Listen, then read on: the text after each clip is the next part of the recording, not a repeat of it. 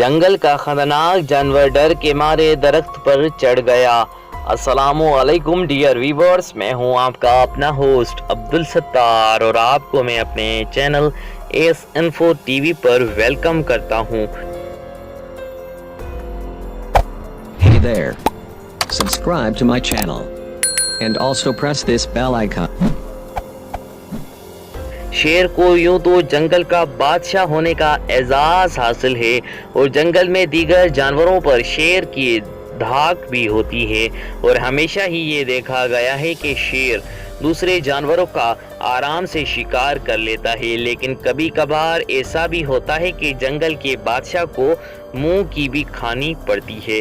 इस किस्म का एक वाकया अफ्रीका मुल्क कीनिया के जंगल में भी पेश आया, जहां 4 शेर भैंसों के झुंड का शिकार कर रहे थे, लेकिन इन चारों शेरों का मनसूबा कुछ ही देर में नाकाम हो गया क्योंकि भैंसों के झुंड ने ये भांप लिया था कि शेर इनको अपना शिकार बनाने वाले हैं।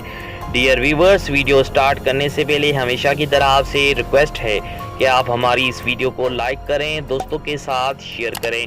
चैनल पर अगर न्यू विजिटर हैं तो हमारे इस चैनल को सब्सक्राइब करके बेल के आइकन को प्रेस करना हरगिज़ मत भूलें।